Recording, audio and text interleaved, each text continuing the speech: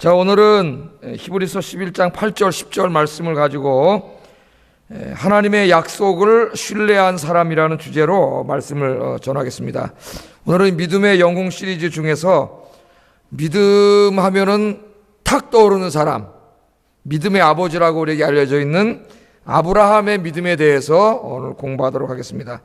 이 아브라함에 대해서는 제가 오래전에 창세기 강의할 때에 몇 번을 설교했나 봤더니 24번에 걸쳐서 설교를 했더라고요. 아브라함 인생에 관해서 설교하는데 24번에 걸쳐서 아브라함에 대해서 제가 설교를 한 적이 있습니다. 이 모든 내용을 오늘 하루 이 시간에 다 강의할 수도 없고 강의할 의도도 없습니다. 오늘은 히브리서 저자가 아브라함의 믿음에 대해서 강조하고 있는 부분, 히브리서를 지금 강의하고 있기 때문에 특별히 히브리서 저자가 아브라함이라고 한 사람의 평생을 이렇게 자기가 관찰해 보면서 아브라함의 믿음의 아주 제일 중요한 부분이라고 할 수 있는 부분들을 이야기하고 있는데 그 부분에 초점을 맞춰 가지고 오늘 이 짧은 시간에 말씀을 증거하려고 합니다. 이 히브리서 저자는 아브라함의 믿음을 소개할 때 특별히 두 가지를 강조하고 있습니다. 두 가지를 강조하고 있는데 첫째는 아브라함이 하나님의 부름을 받았을 때에 하나님의 약속을 신뢰하고 그 말씀대로 순종했다고 하는 것을 강조하고 있습니다. 하나님의 약속에 부름을 받았을 때에 하나님이 가라 그러잖아요. 네 본토 친척 집을 떠나서 가라고 했을 때에 어디로 가야 되는지 알지도 못했지만은 하나님이 가라고 했기 때문에 무조건 그 말씀을 믿고 신뢰하고 순종했다는 거예요. 그래서 이 아브라함의 믿음이 순종의 믿음, 하나님의 말씀에 순종하는 믿음임을 강조하고 있고, 둘째는 이 아브라함이 평생 동안 하나님의 약속을 붙잡고 그 약속을 소망하면서 살았다는 것을 또한 강조하고 있습니다. 이 두 가지가 오늘 히브리서 저자가 바라본 아브라함이라고 하는 사람의 믿음의 위대함이에요. 위대함. 그래서 저도 오늘 이 두 가지에만 초점을 맞추어 가지고 오늘 설교를 하려고 합니다. 여러분, 우리가 늘 가지고 다니는 성경 말씀, 신구약 66권의 말씀은 하나님의 약속의 말씀입니다. 맞습니까? 그래서 우리 제자 훈련 받을 때 이 성경이 하나님의 약속의 말씀이라고 하는 것, 하나님의 말씀이라고 하는 것을 굉장히 강조해서 가르칩니다. 그래서 이 말씀을 늘 읽고 묵상하고 그 말씀을 가까이 하고 말씀 붙잡고 말씀대로 살고 이런 것의 중요성을 가르치고요. 그래서 매일매일 하나님 말씀을 읽고 묵상하는 훈련을 시켜요. 그러면 그것이 신앙에 굉장히 유익이 되고 살아계신 하나님을 날마다 만나는 힘이 됩니다. 그래서 목사의 설교가 중요하지만은 설교만 가지고는 안 됩니다. 여러분이 매일매일 하나님의 말씀을 읽고 묵상하면서 그 말씀 속에서 여러분 스스로가 하나님을 만나는 그런 좀 더 성숙한 신앙인들이 되시기를 주의 이름으로 축복합니다. 오늘은 이 아브라함처럼 하나님의 약속의 말씀을 신뢰하고 하나님의 하신 말씀, 내 이성으로 좀 맞지 않는다 할지라도 하나님이 말씀하셨으니까 말씀대로 순종하고 또 그 약속의 말씀을 붙잡고 그 약속의 말씀을 소망하며 사시는 복된 인생들이 되시기를 주의 이름으로 축복합니다. 자, 그럼 오늘 좀 본문을 들어가 보겠습니다. 히브리서 저자가 관찰한 아브라함이에요. 아브라함. 우리도 창세기 읽으면서 나름대로 아브라함에 대해서 이제 생각을 가지고 있는데 히브리서 저자의 눈으로 바라본 아브라함입니다. 자, 히브리서 저자는 아브라함을 소개할 때에 제일 먼저 어떻게 소개하고 있냐면은 하나님께서 아브라함을 부르신 이야기로 소개합니다. 부르신 이야기. 여러분 인생의 제일 중요한 때가 언제예요? 하나님께서 여러분 인생에 찾아오셔서 여러분을 하나님의 자녀로 부르셨던 그날이 언제입니까? 그날 기억나세요? 대부분의 사람은 기억이 잘 안 나요. 그죠?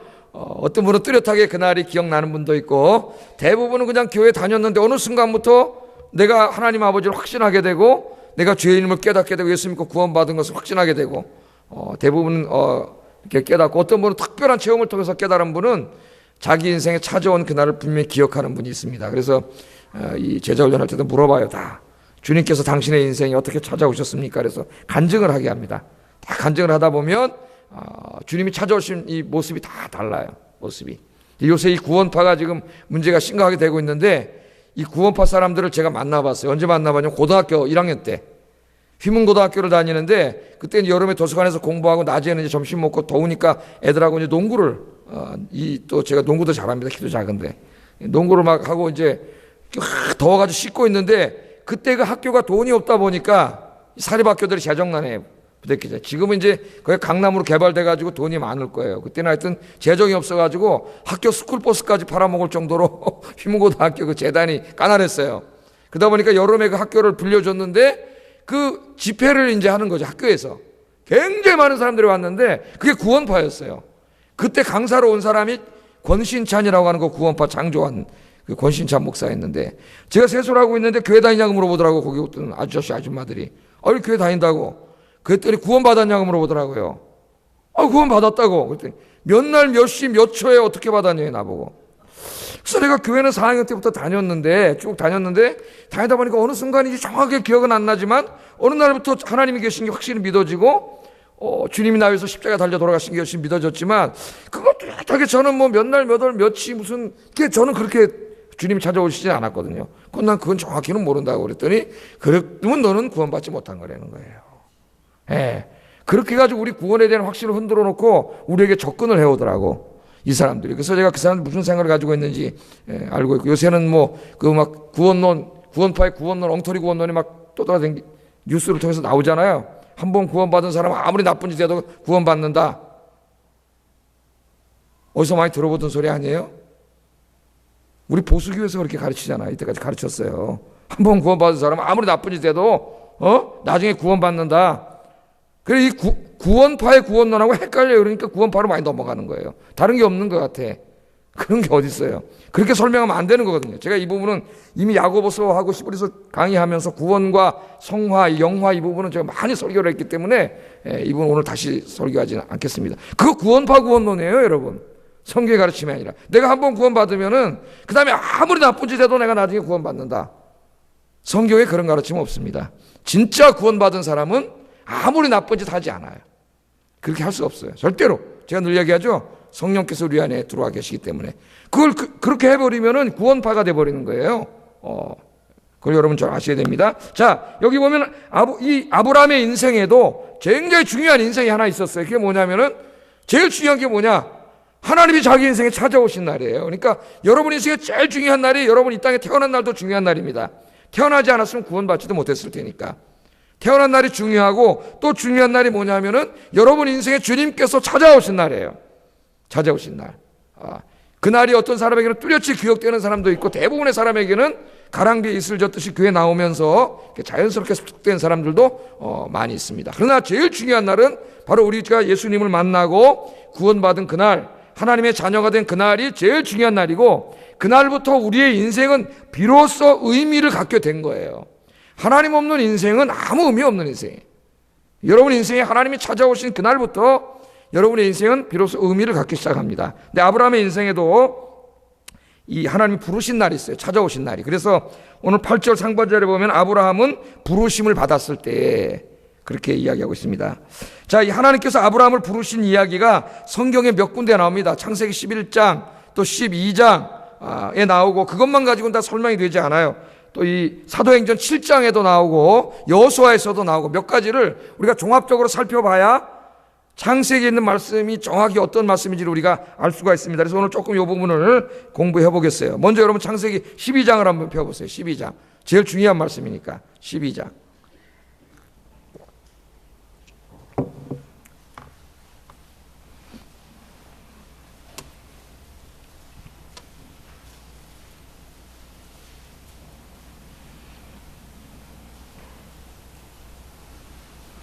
자, 여기 1절에 보면은 여호와께서 아브라함에게 이르시되 너는 너의 고향과 친척과 아버지 집을 떠나 내가 너에게 보여줄 땅으로 가라. 그렇게 말씀하시죠. 하나님께서 찾아오십니다. 4절에 보면은 4절 그 말씀을 듣고 아브라함이 어디를 떠나요? 하란을 떠날 때에 나이 75세였더라. 그렇게 나옵니다. 그렇죠? 여러분 헷갈려요. 왜냐하면은 갈대아 우르에서 부르신 거 아닌가? 그 매일 들었잖아요. 갈대아 우르에서. 그러나 창세기 12장에 보면 하나님 떠나라 그러는데 하란이에요. 하란. 찾아오신 곳이 하란. 그래서 이게 헷갈립니다. 사람들이. 하나님이 아브라함을 제일 먼저 찾아온 게 갈대아 우르인가? 갈대아 우르는 지금으로 말하면 저 이란과 이라크의 국경 도시 정도 되는 곳이에요.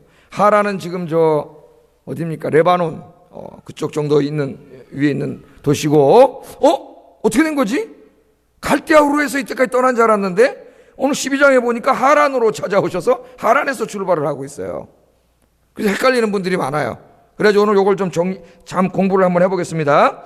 창세기 여러분 한 장만 뒤로 넘기면은 11장 10절에서 32절. 이제 여러분 이런 건 정확하게 알고 있어야 됩니다. 2절에 보면 아브라함은 노아의 세 아들 중 누구의 자손이에요? 셈, 함, 야벳이라고 하는 세 아들. 인류가 여기서 퍼져나가지 않습니까? 그 중에 주로 아세안 계통의 종족의 조상인 셈 종족의 후손으로 어디에서 살았냐면은 지금 이라크와 이란의 국경 정도 되는 갈대아 우루, 메소포타미아라고 이제 성경에서 해요. 갈대아 우루에서 살던 사람이었습니다. 자, 창세기 11장 31절 32절 보세요. 거기에 보면 아브라함의 아버지가 누굽니까? 데라라고 하는 사람인데, 이 데라는 갈대아 우르를 떠나서 어디로 이주를 해요? 하란이라고 하는 곳으로 이사를 갑니다. 이민을 가는 거예요. 다른 나라로 가기 때문에 굉장히 먼 거리인데 이민을 갔습니다. 근데 이 데라가 이 갈대아 우르를 떠나서 하란으로 갈 때 누구누구를 데려갔냐면은 장남이 누구예요? 아브라함. 그때는 이제 아브람이에요. 이름이 바뀌기 전이니까 그냥 아브라함이라고 하겠습니다. 다. 이 아브라함과 그의 며느리, 그러니까 자부인 사라. 아이가 없었어요. 이 집에는. 이게 장남하고 큰 며느리 이거 데려갔고, 그 다음에 막내 아들이 하란이라고 하는 아들이 있는데, 하란의 아들이에요. 그러니까 손지. 막내 아들의 아들인 롯을 데려갔습니다. 하란은 떠나기 전에 일찍 죽었어요. 아버지보다 먼저. 그래서 하란은 못 갔고, 그 다음에 이 하란으로 떠날 때 안 따라간 사람의 둘째 아들인 누구예요? 예? 나홀은 어떻게 해요? 아버지를 따르지 않고 그냥 우르에서 산 것으로 11장에 그렇게 기록이 되어 있습니다. 자, 여기서 우리는 하나의 궁금증이 생기는데, 왜 데라와 아브라함이 갑자기 고향을 떠나서 낯선 땅 하란으로 이주했을까? 하란으로. 왜 이사 갔을 것 같아요? 여기에 대한 이야기가 어디 나오냐면은 사도행전 7장에 나옵니다. 7장. 창세기 안 나와요. 사도행전 7장 스데반의 설교에서 이 이야기가 나와요. 이게 같이 사도행전 7장 2절에서 4절 같이 한번 읽어보겠습니다. 시작.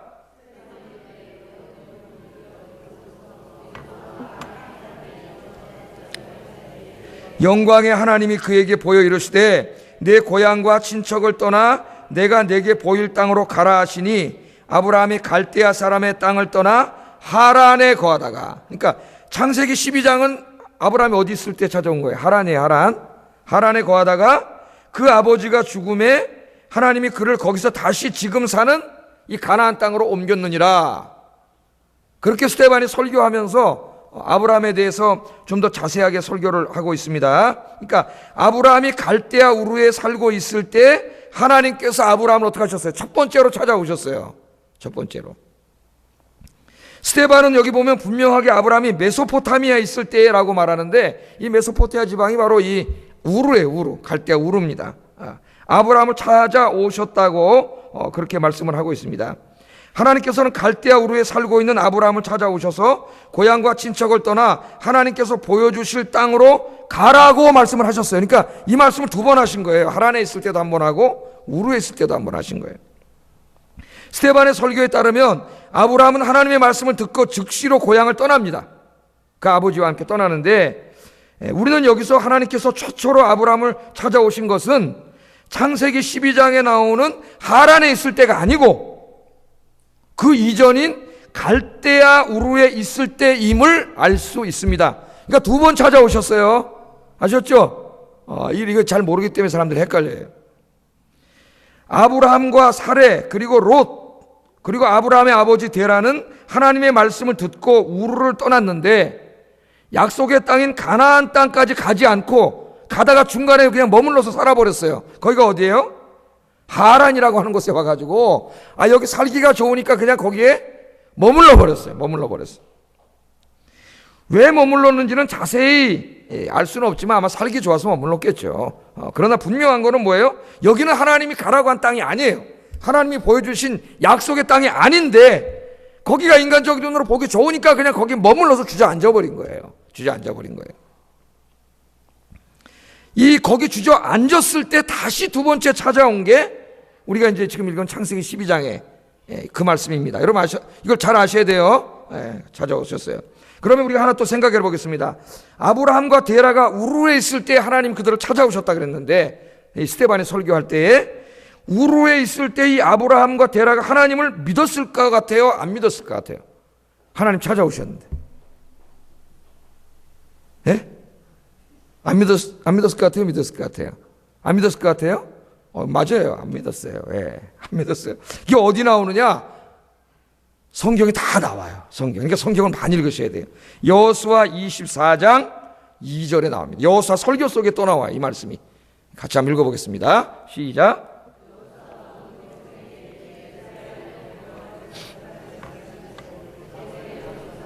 아브라함의 아버지 나홀의 아버지 데라가 강 저쪽에 거주하여 다른 신들을 섬겼었느니라. 그냥 다른 신들을 믿었어요? 안 믿었어요? 안 믿었어요. 우상 섬기던 사람들이에요. 우상 섬기던 사람들. 그런데 하나님께서 그들을 찾아가셨어요. 자, 왜 하나님께서 그 많은 사람들 중에서 셈, 함, 야벳, 그래가지고 이 함의 자손들은 아프리카 쪽으로 많이 갔다 그러지 않습니까? 그리고 또 누굽니까? 야벳의 자손들은 저 유럽 쪽으로 많이 갔고, 셈은 이제 아시아 계통으로 이제 우리가 보통 그렇게 설명을 하는데, 이제 그 종족이 퍼져 나가는 것도 제가 옛날에 창세기 강의할 때 그 이름들 다 풀어가지고 상세하게 강의를 다 했어요. 옛날에 제가. 어디로 갔는지 다 제가 강의를 다 했습니다. 오늘은 뭐 그런 걸 다 다루지는 못하고요. 하여튼 그 많은 사람들 중에서 왜 아브라함을 찾아갔냐 이거예요. 하나님이 그 많은 사람들 가운데서 왜 하필이면 아브라함을 택하시고 아브라함을 구원하셨냐 이거예요. 왜 아브라함에게 은혜를 베푸셨냐 이거예요. 왜? 아브라함이 다른 사람들보다 무슨 도덕적으로 좀 더 의로워서 그랬습니까? 그런 게 하나도 없어요. 여기 여호수아에 보면 다른 신을 섬기고 있었다 그랬어요. 다른 신, 우상 숭배자예요. 하나님이 하나님 보시기에 뭐가 있었나요? 아무것도 없어요. 성경에 나오면 설명도 없어요. 우상 섬기던 자들이었는데 하나님이 찾아가셨더래요. 우리가 여기서부터 이제 성경에 등장하는 아주 중요한 것을 배우게 되는데 하나님의 무조건적인 선택과 하나님의 절대적인 은혜를 우리가 배우게 됩니다. 하나님께서 아브라함을 택하신 것은 아브라함이 무슨 다른 사람보다 뛰어나서고 도덕적으로 선해서가 아니라 하나님의 무조건적인 선택이에요. 우리 몰라요. 왜 그랬는지 모릅니다. 저도 나중에 하나님 앞에 가면 물어보려고 그래요. 하나님. 그때부터 알겠죠. 왜 하나님 그 많은 사람들 중에서 왜 아브라함을 택하셨습니까? 없어요. 여러분 그것은 우리에게 적용해보면 또 마찬가지입니다. 하나님께서 이 많은 사람들 중에 세계 70억 명의 인구 중에서 왜 저와 여러분에게 하나님 인생에 찾아오셔가지고 저와 여러분을 구원해 주셨습니까? 우리가 다른 사람들보다 도덕적으로 의롭고 선해서 하나님 찾아오셨나요?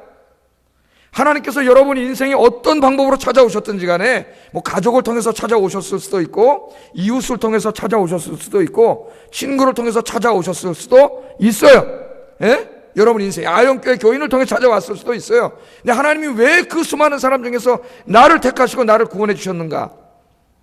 전적인 하나님의 은혜인 줄로 믿습니다. 우리도 몰라요. 그래서 이게 하나님의 은혜예요. 하나님의 사랑이에요. 내가 나를 봐도 옆집에 있는 사람보다도 훨씬 못한 놈인데 그 사람은 아직 구원받지 못했는데 하나님 나를 먼저 구원해 주셨어요. 이게 전적인 하나님의 은혜인 줄로 믿습니다. 이게 바로 구원의 신비예요. 신비. 하나님 은혜가 여기 있어요. 여러분 우리는 이런 전적인 하나님의 사랑과 은혜로 아브라함처럼 택함받고 구원받은 하나님의 자녀가 되었습니다. 그러니 평생 동안 감사하며 사시기를 주의 이름으로 축복합니다. 우리가 할 것은 감사밖에 없어요. 감사. 이 많은 죄인들 중에 왜 하나님 내 인생에 찾아오셔서 나를 구원해 주셨는지 여러분들 감사하며 사시기를 주의 이름으로 축복합니다. 이거 하나만 생각해도 너무 감사한 거예요. 우리는 너무 복받은 사람이에요. 이 땅에 아무것도 없어도 이 구원받고 하나님의 자녀 된 것 하나만 해도 이제 좀 이따 뒤에 나오겠지만 이게 얼마나 큰 축복인지. 근데 어리석은 사람들은 때로 그걸 잊어먹고 구원받은 그 하나님의 은혜와 감사를 잊어버리고 이 땅에 조금 없다고 그냥 또 어깨 쫙 늘어뜨리고 막 이렇게 그렇게 살지 마시기를 주의 이름으로 축복합니다. 자, 아브라함은 하나님의 은혜로 이제 이렇게 구원을 받았을 뿐만 아니라 이제 하나님으로부터 하나님의 명령을 받습니다. 찾아오셔서 그를 부르시고 명령을 받는데 뭐라 그러냐면은 내가 네게 보여주는 땅으로 가라. 이전에 우리 개역성경 번역으로 하면은 내가 네게 지시하는 땅으로 가라. 지시하는 땅. 그렇게 번역을 했죠. 이번 성경 내가 너를 보여주는 땅으로 가라. 그렇게 이야기합니다. 그 하나님의 명령을 받았어요. 두 번 받았죠. 갈대 우르에 있을 때도 한 번 받고 하란에 있을 때도 받은. 이 창세기 본문에 보면은 하란으로 찾아오셔가지고 떠나라고 이야기를 하세요. 그때 아브라함이 어떻게 했냐 이거예요. 어떻게? 오늘 히브리서 저자가 뭐라 그럽니까? 8절 하반절 읽어보겠습니다. 하나님이 떠나라고 했을 때 아브라함이 잠깐만요. 한번 좀 생각해 보고요. 여기 먹고 살 길이 다 되어 있는데 어디 갑니까? 그렇게 했는지 어떻게 했는지 한번 8절 하반절 보겠습니다. 시작.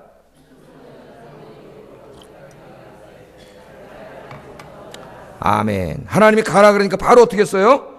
순종하여. 이게 굉장히 중요합니다. 오늘 히브리서 저자가 아브라함의 믿음을 평가할 때에 굉장히 중요한 포인트로 지적하고 있는 것이 바로 하나님의 말씀에 순종하는 믿음이라는 거예요. 순종하는 믿음.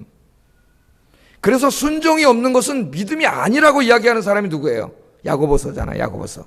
행함이 없는 믿음은 죽은 믿음이다. 믿어. 내가 하나님 믿는다고 하는데 하나님 말씀하신 대로 순종하지 않아. 하나님 말씀하신 대로 살지 않아요. 그럴 때 그 사람이 정말 믿는 거냐? 야고보는 아니라 그러잖아. 아니라. 그건 믿음이 아니라 그래요. 죽은 믿음이라 그래요. 죽은 믿음은 뭐예요? 가짜 믿음. 그건 믿음이 아니에요. 그 사람 믿는 사람이 아니라는 거예요. 아니라는 거예요. 그래서 야고보서에도 특별히 그 아브라함의 믿음을 이야기할 때에 아브라함의 순종하는 믿음을 강조하잖아요. 순종하는 믿음. 자, 이 창세기 12장 아까 우리가 말씀을 봤습니다. 아브라함이 우르를 떠나 하란에서 정착해 살고 있을 때 하나님께서 아브라함 다시 찾아오셨어요. 왜? 거기 약속의 땅이 아니기 때문에 다시 찾아왔습니다. 하나님께서는 아브라함에게 다시 말합니다. 본토 친척 아비 집을 떠나라고 말씀하십니다. 여기 본토 친척 아비 집은 벌써 이 단어 세 개가 뭐예요? 아브라함에게 정든 곳이요, 익숙한 곳이요, 삶의 터전이요, 생계의 수단이 있는 곳입니다. 이미 거기 가서 다 자리 잡은 거예요. 자리 잡았어요. 거기 또 친척들이 있는 곳이기 때문에 안전한 곳입니다. 아브라함은 우르를 떠나서 이곳을 제2의 고향으로 삼아 자기 아버지가 죽기까지 거기서 살았고 거기서 이미 정착했습니다. 12장 5절을 보시면은요, 5절 한번 창세기 성경 보고 12장 5절 한번 읽어보겠습니다. 시작. 12장 5절 다 덮어버렸어요? 덮지 마시고 다 12장 5절 표시 이렇게 다 표시해 놓으세요. 표시 같이 계속 봐야 되니까. 창세기 12장을 펴놓으세요. 이렇게 다. 5절 한번 읽어보겠습니다. 시작.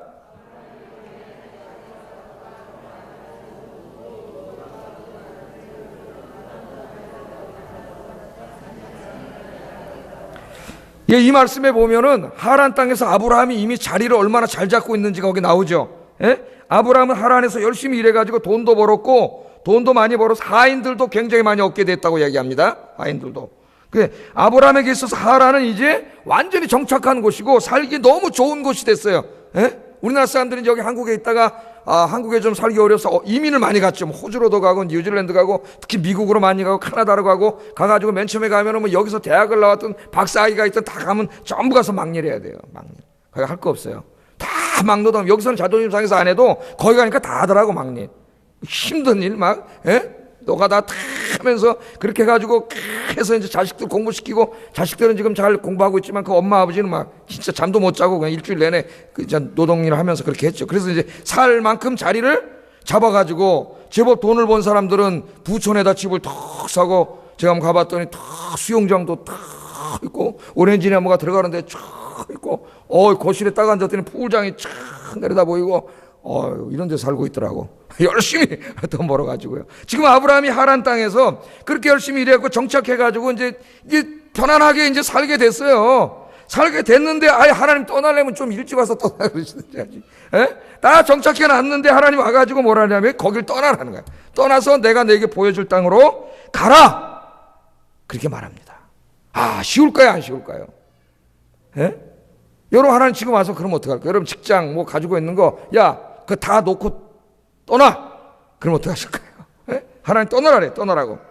자, 하나님께서 떠나라고 말씀을 하시고 떠나라고 말씀만 하신 게 아니라 네가 이 말씀에 순종하면은 이런 복을 주시겠다고 약속도 또 하나님 주셨어요. 그 말씀도 좀 우리가 생각을 해봐야 되는데, 자, 아브라함은 현실적으로는 모든 게 불확실합니다.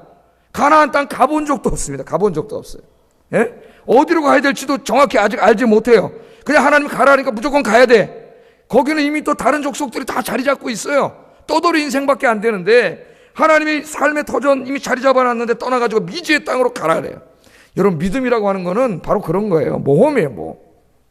하나님이 가라 그러니까 우린 가고 있는 거예요. 내일 어떻게 될지 몰라요. 하나님의 말씀대로 살면 내일 망해버릴지도 몰라. 예? 그런데 하나님이 그렇게 살라 그러기 때문에 우리는 믿음의 길을 가고 있는 줄로 믿습니다.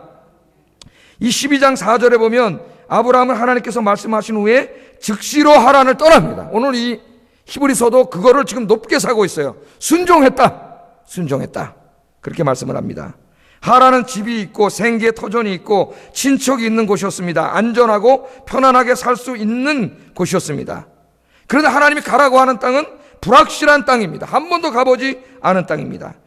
아브라함이 하나님의 말씀을 받았을 때 아브라함은 어디로 가야 될지도 몰랐고 그 땅이 어떻게 생겨 먹었는지도 몰랐고 거기에 가서 이 식솔들을 데리고 뭘 해먹고 살아야 될지도 모르겠고 거기에 또 사람들이 적대적으로 나올지도 모르고 그런 상황이었어요. 그런데 아브라함은 하나님이 말씀하시니까 하나님이 가라고 하는 약속의 말씀을 신뢰하고 붙잡고 미련 없이 정리하고 떠나더라는 거예요.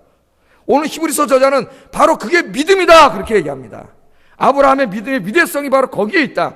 하나님의 약속의 말씀, 하나님의 말씀을 신뢰하고 하여튼 잘 모르겠지만은 하나님이 말씀하셨으니까 말씀대로 순종한 것이 아브라함의 믿음이다.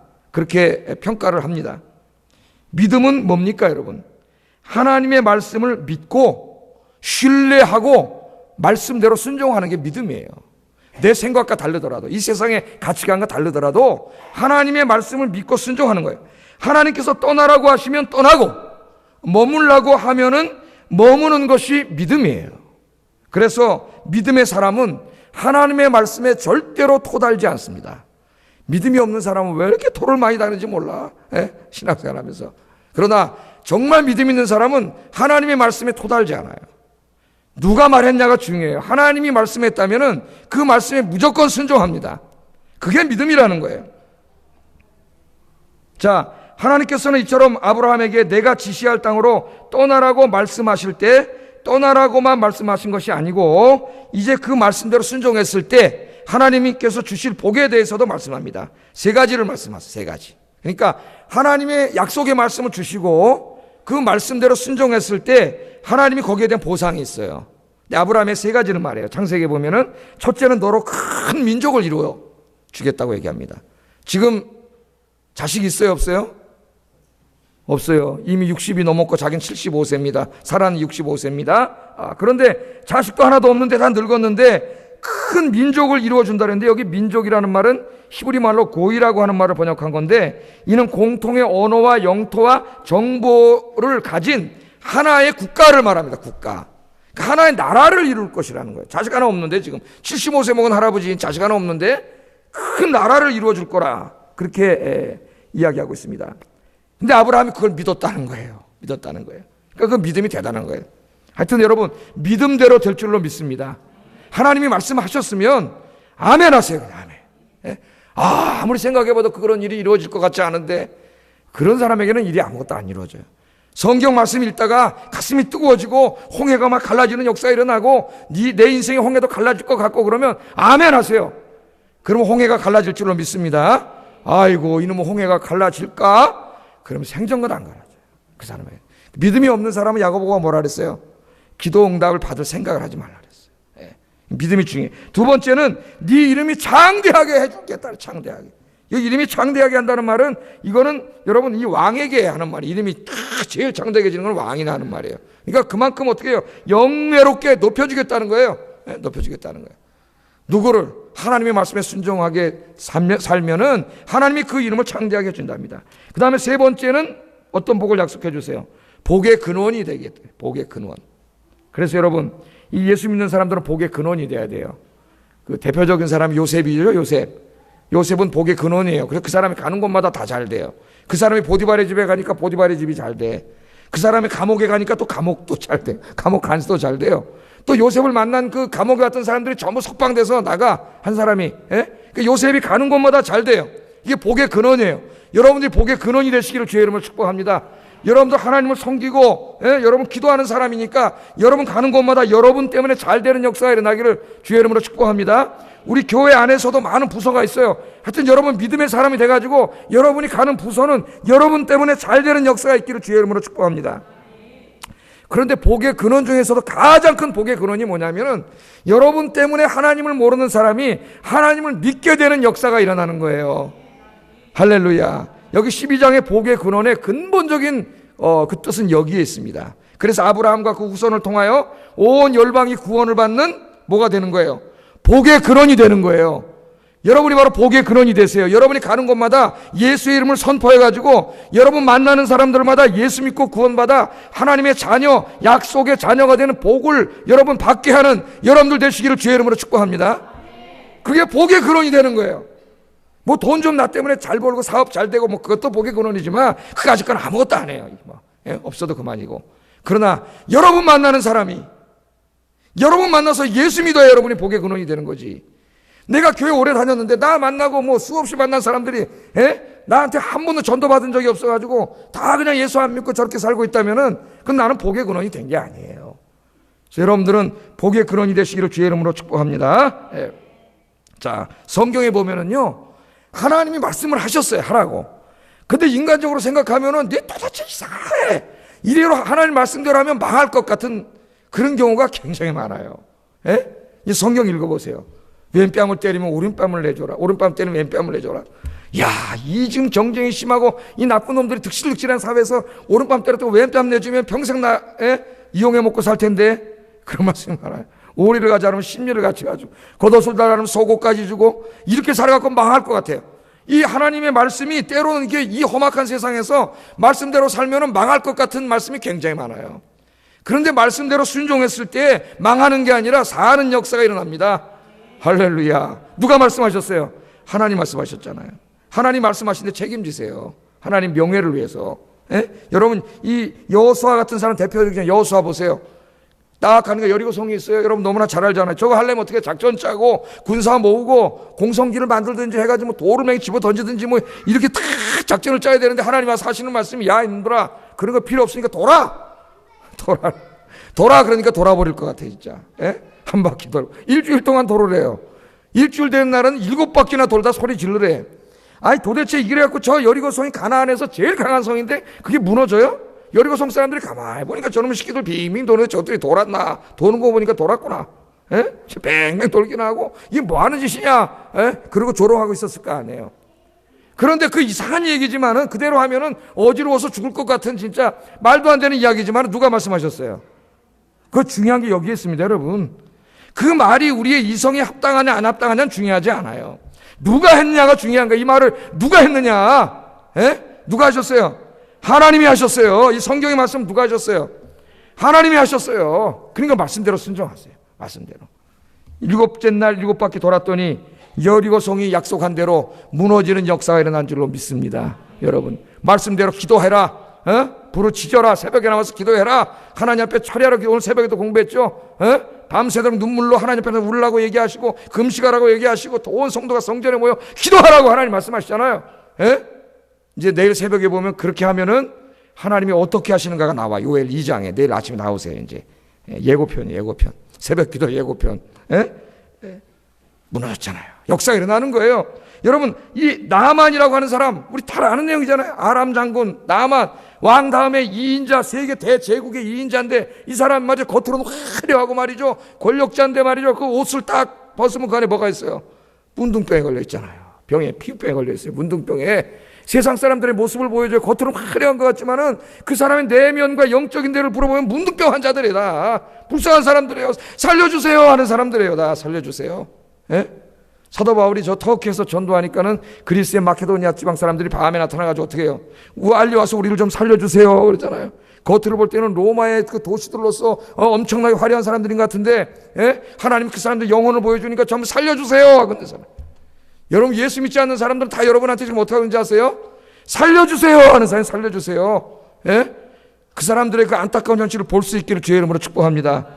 나만이 와가지고 말이죠, 소문을 듣고 엘리사 하나님 종 찾아오니까 엘리사가 뭐라 그래요? 나와 보지도 않고 말이지, 저 요단강에 가서 7번 씻어라 그랬더니 나만이 뿔따가 왕창나 이놈의 식기가 말이야, 이 조그만 나라에 무슨 하나의 무슨 신을 믿는다고 하는 종교인 뭐 그놈이 말이야, 나와 보지도 않고 말이지, 요단강에 가서 7번 씻으라니까 씩씩거리고 갈라 그러니까 그 여종이 아이 그거 왜 그러십니까? 한번 밑죄 본전인데 한번 해보시죠. 그랬더니 야, 우리 아람 나라에 가면은 이보다 더 깨끗하고 좋은 물이 얼마나 많은데 여기서 하냐? 그랬지만은 거기 가서 씻은 들 낫나요 자기가? 한번 해보자. 그리고 말씀에 순종해서 7번 들어갔다 나왔더니 문둥병이 나는 역사가 일어난 줄로 믿습니다. 그 요단강 똥물에 들어갔다 나온다고 여러분 7번 들어갔다 나온다고 병이 낫겠어요? 도저히 낫지 않는 거예요. 그러나 이성적으로 합리적으로 아무리 생각해도 그건 안 되는 거예요. 그러니까 순종할 필요가 없는 말이에요. 그런데 그 말씀 누가 하셨어요? 하나님이 하셨으니까 중요한 거예요. 하나님이 하셨으니까 그대로 하니까 병이 낫게 된 줄로 믿습니다. 베드로도 마찬가지. 베드로도 밤새도록 고기 잡다 고기 한 마리도 못 잡고 새벽이 날 새버렸어요. 집에 가려니까 부인도 기다리고 애들도 기다리는데 뭐 먹을 걸 가져가야지. 그 아버지의 마음을 아십니까? 그렇게 예수님이 새벽에 오셔갖고 야, 깊은 곳에다 금을 던져라 그랬더니 베드로가 참 한심해. 베드로는 어려서부터 거기서 자란 사람이에요. 거기 고기가 없다는 걸 너무나 잘 알고 있고 어제도 밤새도록 던졌는데 한 마리도 없었어요. 거기는. 저 사람은 목수고 예수님은 자기는 어부예요. 자존심 상하는 말이에요. 거기 없다는 거 알아요. 그런데 말도 안 되는 얘기인데 누가 그 말을 하셔요? 지금 하나님의 아들 예수님이 하셔요. 순종함으로 던졌더니 그물이 찢어지도록 고기가 잡히는 역사가 일어났습니다. 할렐루야. 이와 같은 이야기가 성경에는 너무나 많아요. 너무나 많아요. 오늘 히브리서 저자는 아브라함의 믿음을 이야기하면서 말도 안 되는 하나님의 명령인 것 같지만은 그 약속의 말씀을 붙잡고 순종했을 때 엄청난 축복이 있었다는 걸 이야기합니다. 오늘 여러분 주의 말씀을 읽고 묵상하고 들으면서 이 말씀이 비록 여러분이 세상의 가치관과 세상의 삶의 방식과 여러분 이성에 합치되지 않는다 할지라도 하나님이 하신 말씀으로 믿고 말씀대로 순종해서 이 성경에 나오는 사람들이 체험한 그 위대하시고 능력 많으신 하나님을 여러분 다 체험하시기를 주의 이름으로 축복합니다. 저기 어떤 기도회 가면 앞에 큰 플래카드에 성경 말씀을 써놨어. 이사야 말씀을. 네 입을 크게 벌리라 내가 채우리라. 아멘. 여러분 그게 무슨 말이에요? 네 믿음의 분량대로 된다는 거예요. 믿음의 분량대로. 거기 성경 말씀도 제가 이사야서 강의할 때 그게 무슨 말씀인지 자세하게 다 강의를 했습니다. 여러분 하나님은 무한하시고 능력이 많으세요. 그 하나님이 무한하신 능력을 여러분이 체험하고 살아야 되는데 그 하나님이 무한하신 능력을 체험하는 그 양은 다 달라요. 사람들마다. 믿음 있는 사람은, 믿음이 큰 사람은 자기의 믿음의 분량만큼 하나님의 능력을 체험하는 줄로 믿습니다. 하나님을 작게 만들지 마세요. 하나님의 말씀을 약속을 믿고 말씀에 순종해서 성경 66권에 나오는 위대하신 하나님을 여러분 날마다 체험하며 사시기를 주의 이름으로 축복합니다. 우리가 여기서 잠깐 한번 아브라함 한번 좀 생각해 볼 수가 있는데 아브라함의 인생은 세 부분으로 나눌 수가 있어요. 세 부분으로. 첫째는 갈대아 우르에 살 때입니다. 갈대아 우르에 살. 그때는 뭐 믿고 살았어요? 우상 섬기면서 살았어요. 우상 섬기면서. 그냥 아무 의미 없는 인생이에요. 그런데 두 번째 인생의 두 번째 부분은 하란의 삶입니다. 하란의 삶. 하나님 가라 그래서 이제 오다가 너무 살기 좋은 것이 하나님 같아서 하나님 말씀에 끝까지 순종하지 않고 거기 그냥 머물러 버렸어요. 이 아브라함은 하나님의 은혜로 구원을 받았지만은 우상의 도시 우르를 떠나 그만 약속의 땅까지 오지 않고 하란에 정착해 버립니다. 아브라함은 하란에서 하나님을 믿으며 열심히 일하며 돈 벌며 살았습니다.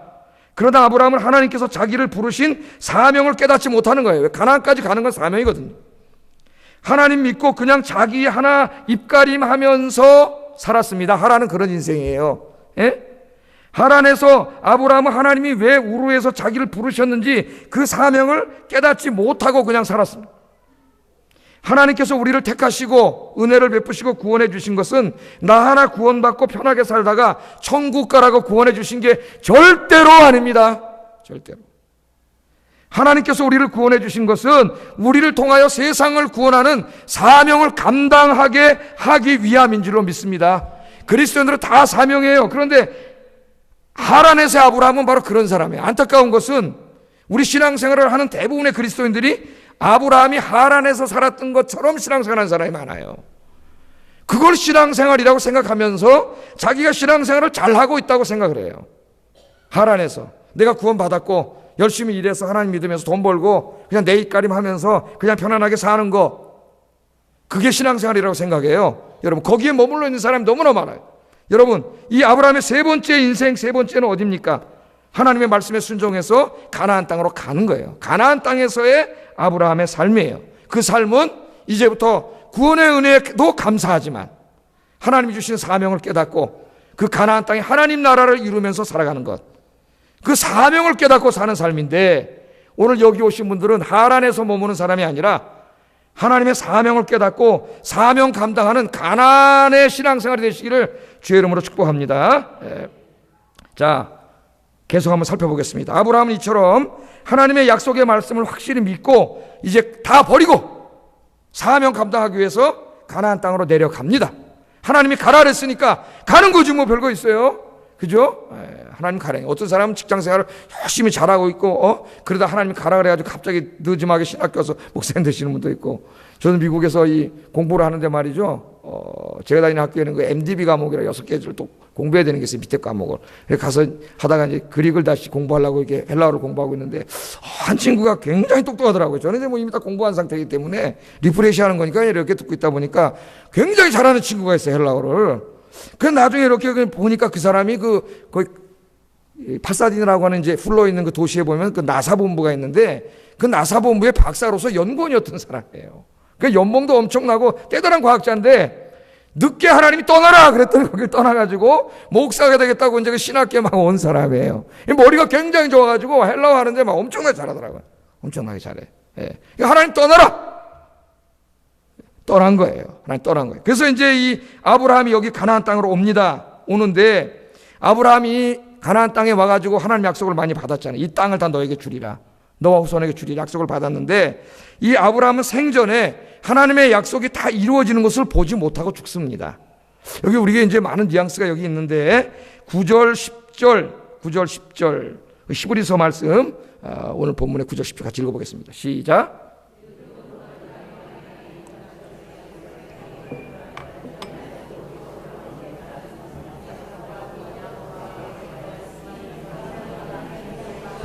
지으실 터가 있는 성을 바랐음이라. 아멘. 자, 한글말 읽으면 끊어읽기를 잘못하면 무슨 말인지 잘 이게 머리에 들어오지 않습니다. 믿음으로 그가 이방의 땅에 있는 것 같이 약속의 땅에 거류하였다. 이게 잘 안 들어오죠. 번역을 명확하게 번역을 하지 않아가지고 무슨 말인지 잘 들어오지가 않아요. 이게 무슨 말씀이에요? 약속의 땅이잖아요. 가나안 땅은 내가 너와 네 후손에게 주리라. 그래서 이 아브라함이 가나안 땅으로 왔잖아요. 그럼 우리는 하나님 말씀대로 왔으니까 금방 가나안 땅 다 하나님이 하여튼 천둥 번개를 내려서 저놈들 다 죽이고 나에게 주시든지 뭐 일어나야지 식성이 풀리지 않습니까 우리가? 그런데 그 약속의 땅에 왔는데도 여전히 아브라함이 어떻게 살았다고요? 이방 땅에 있는 것처럼 그렇게 살았다 그 말이에요. 그러니까 가나안 땅을 소유하지 못했다는 그 말입니다.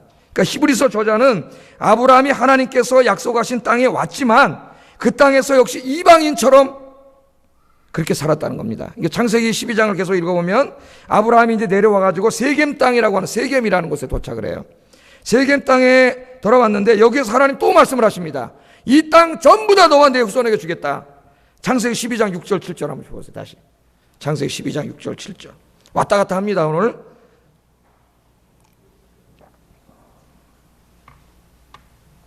읽어보겠습니다. 시작.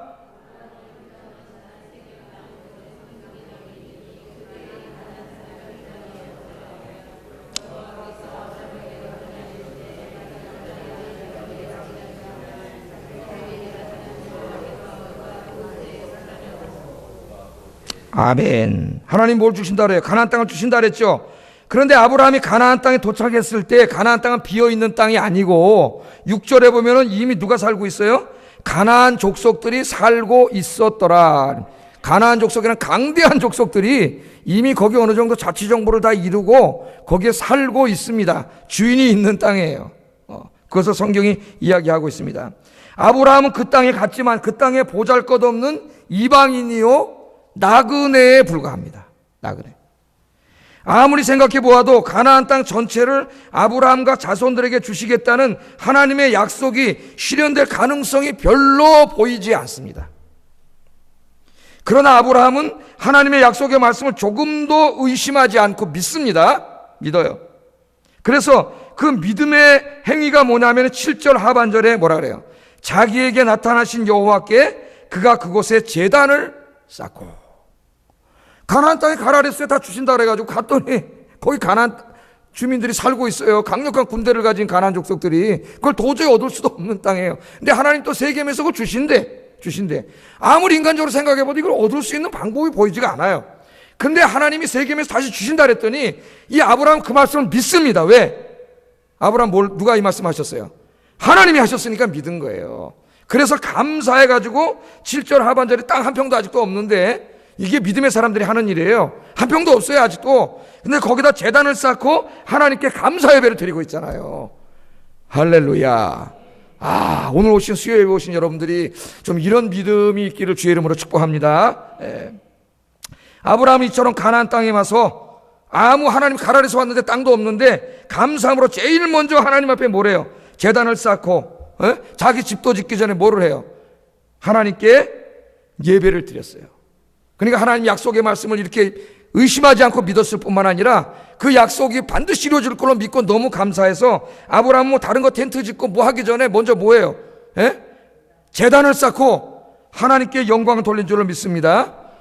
창세기 11장에 보면은 시날 평지에 왔을 때 그들이 뭐를 해요? 제단을 쌓은 것이 아니라 바벨탑을 쌓아버렸어요. 바벨탑을. 근데 믿음의 사람들은 항상 어디에 가면 먼저 뭐를 해요? 단을 쌓아요. 그래서 여러분 저 옛날에 그 종교의 자유를 찾아가지고 메이플라워를 타고 이 미국으로 신대륙으로 오던 사람들이 신대륙에 도착해가지고 제일 먼저 그들이 진 게 뭔지 아십니까? 집을 진 게 아니에요. 자기 집을 짓지 않았어요. 관공서, 학교 이런 거 짓지 않았어요. 제일 먼저 뭘 졌냐면 교회를 졌어요. 할렐루야. 그래서 그 청교도의 후예들이 오늘 세계 최강의 국가를 만든 것이 하나님이 복을 주셨기 때문이에요. 여러분 제일 먼저 가면 자기 집 짓고 싶지 않겠어요? 여러분 하나님이 여러분에게 물질을 주고 돈을 주면 다 자기 챙기고 자기 집 짓지, 누가 하나님의 교회 이런 거 요새 그런 사람이 어디 있습니까? 옛날엔 그런 사람들이 많았어요. 다 하나님 전에 먼저 하고. 그러나 이 사람들은 그러지 않았어요. 제일 먼저 자기 집 짓기 전에 하나님의 교회를 지었어요. 그랬더니 하나님이 기쁘게 보시고 그 민족이 복을 주셔가지고 오늘날 미국이 많은 문제가 있음에도 불구하고 뭐 인간의 국가는 다 문제가 있게 마련이에요. 하나님이 세계 최강대국이 되게 해주신 줄로 믿습니다. 여러분 이런 믿음을 가지고 살아가시는 여러분 되시기를 주의 이름으로 축복합니다. 자, 이 뒤에도 보면은 또 12장 뒤에도 가는 곳마다 아브라함이 제일 먼저 하는 것은 단을 쌓는 거예요. 가는 곳마다 단을 쌓고 예배를 드려요. 하여튼 아브라함의 인생의 이때부터 제일 중심에는 누가 있냐면은 하나님이 있어요. 하나님이. 그것이 그 인생이 굉장히 중요합니다. 자, 가나안 땅에 가라 그랬어요. 왔어요. 가나안 족속들이 있고 군대를 가지고 있어요. 그 땅에 한 평도 가질 만한 뭐가 아무것도 보이지 않아요. 근데 하나님은 세겜 땅에 또 주신다 그래요. 말로만. 아직까지 이루어지지 않았어요. 그럼 우리 힘들어 하는데 아브라함 확실히 믿고 땅 한 평도 없는데 가는 곳마다 감사 예배를 드리고 있더라. 여러분 하나님의 약속은 반드시 이루어집니다. 약속의 말씀을 믿고 지금 좀 힘들고 어려워도 여러분 하나님의 약속은 반드시 이루어짐을 믿고 좀 여러분 감사하면서 예배 드리면서 그렇게 믿음으로 사시기를 주의 이름으로 축복합니다. 자, 이 아브라함 이제 두 번째 또 여기 살펴봐야 될 것이 하나님께서 계획하시고 지으실 영원한 성을 아브라함이 바라봤다고 히브리서 저자는 그렇게 이야기합니다. 아브라함은 살아 생전에 하나님의 약속이 이루어지는 것을 보지 못했다 그랬죠. 아들 이삭을 낳고 또 이삭이 야곱을 낳고 손주까지 다 봤습니다. 물론 창세기에는 야곱과 아브라함이 만나는 얘기는 안 나와요. 그런데 이 낳고 나이를 따져보면은 자기 손주를 다 봤어요. 오늘 성경에 나오죠. 이 이삭을 낳고 야곱을 낳을 때에도 가나안 땅에 대한 약속은 이루어지지 않았습니다. 그래서 어디에 살았다 그래요? 오늘 히브리서에 어디에 살았다 그래요? 장막에 살았잖아요. 장막에 텐트 치고 살았어요. 우리가 집 짓고 산 게 아니라 그냥 반유목민으로서 양떼 몰고 다니다가 여기 거처했다가 그냥 나그네처럼 텐트 하나 쳤다가 다음 날은 걷어서 또 떠나고 그렇게 살았다는 거예요. 그렇게. 약속의 땅 하나님이 약속해 주셨지만은 거기에 주인으로 산 것이 아니라 계속해서 이방인으로 살고 있습니다. 이방인으로. 사라의 묘지, 나중에 사라가 죽었을 때에 그 막벨락으로 돈 주고 사지요. 아브라함이. 그 막벨락을 자기 아내 묘지를 만들려고 막벨락으로 주고 사는데 그게 그냥 사는 게 아니에요. 중요합니다. 그게 계약금이나 마찬가지. 이제 가나안 땅이 다 하나님이 자기에게 주실 것을 믿고 떠돌이에 불과한 그 사람이 거기에 묘지를 삽니다. 막벨락으로. 그래서 거기에 사라를 어떻게 해요? 매장하잖아요. 거기다 매장해요. 그 땅밖에는 없었어요. 그 땅밖에는. 예? 아들 낳고 손자 날 때까지도 그 땅밖에 없어요. 이는 하나님이. 예? 하나님께 주셔야 되는데 80년이 지나도 없어. 그 땅에. 그래도 아브라함의 믿음은 흔들리지 않아요. 흔들리지 않아. 오늘 그 히브리서 저자는 이것을 특별히 강조합니다. 아브라함은 실망하지 않고 하나님의 약속을 붙잡고 아들과 손자와 함께 약속의 땅을 떠나지 않고 거기서 계속 살았다. 왜 안 떠나? 하나님이 주신다 그랬으니까. 9절 하반절 10절 다시 한번 읽어보겠습니다. 히브리서를 시작.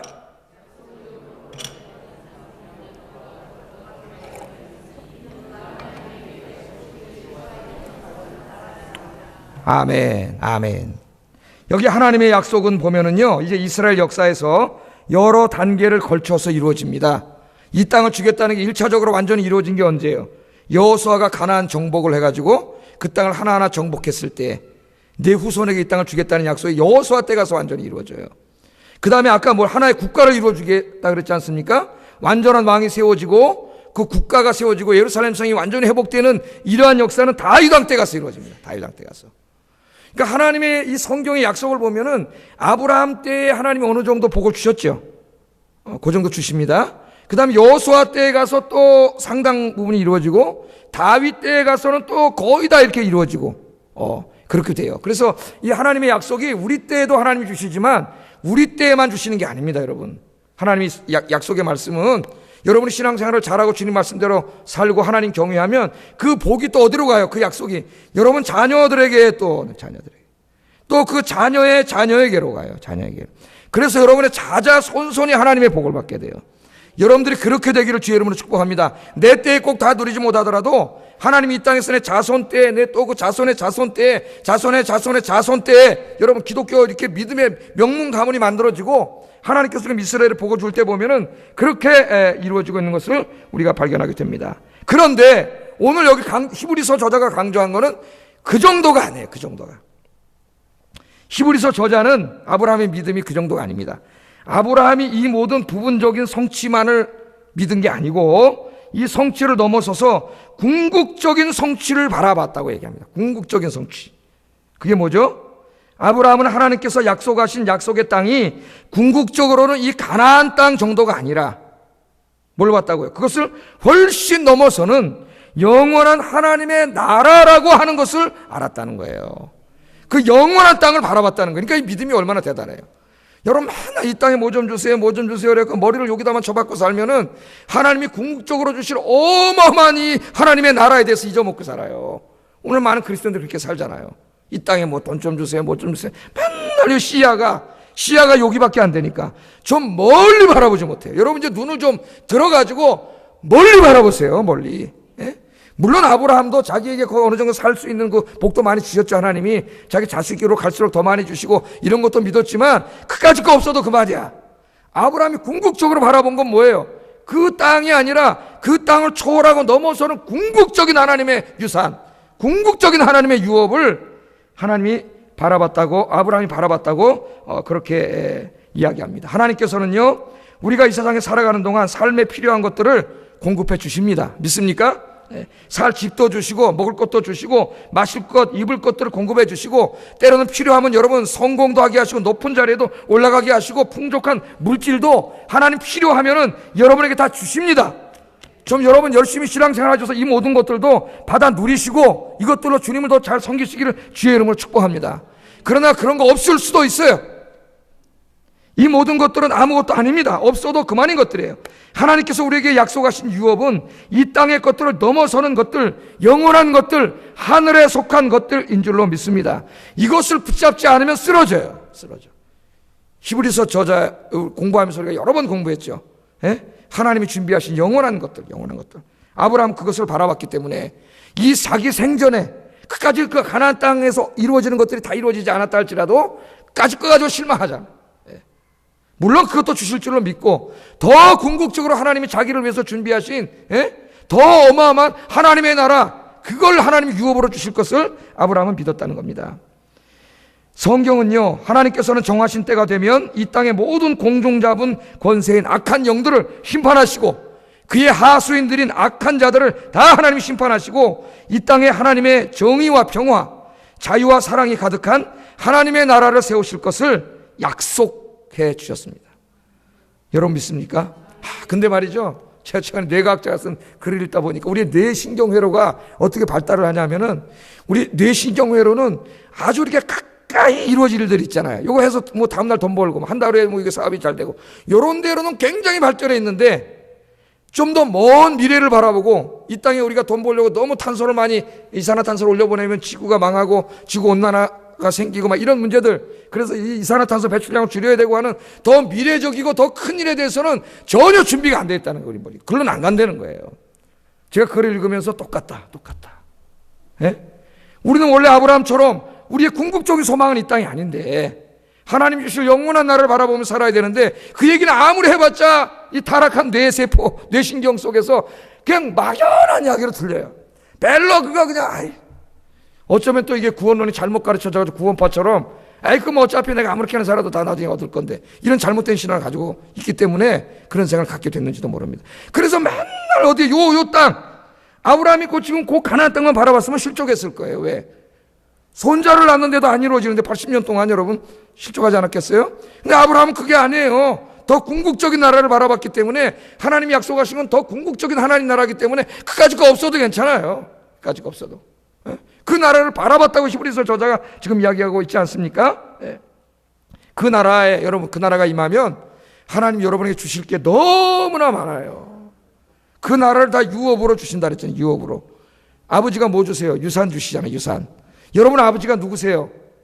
저는 저희 아버님이 저에게 물려줄 유산이 없습니다. 육신의 아버지는. 그런데 우리 저 하늘에 계신 아버지는 주실 게 너무 많아요. 그래서 이 땅에서 하나도 안 물려받아도 여러분 배가 불러요. 왜? 누가 주세요? 우리 아버지가. 여러분 아버지 어디 계세요? 하나님 아버지 부자세요. 부자세요. 이 우주를 다 만드셨어요.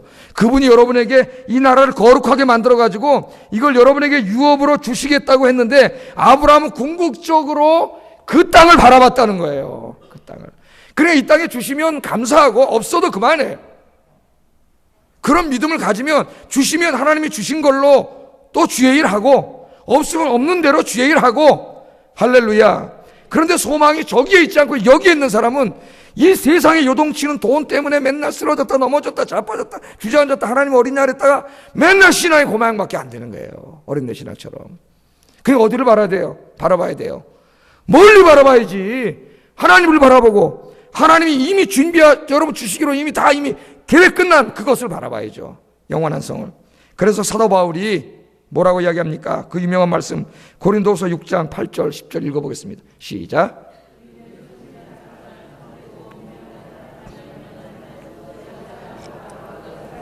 징계를 받는 자 같으나 죽임을 당하지 아니하고, 근심하는 자 같으나 항상 기뻐하고, 가난한 자 같으나 많은 사람을 부유하게 하고, 아무것도 없는 자 같으나 모든 것을 가진 자로다. 아멘.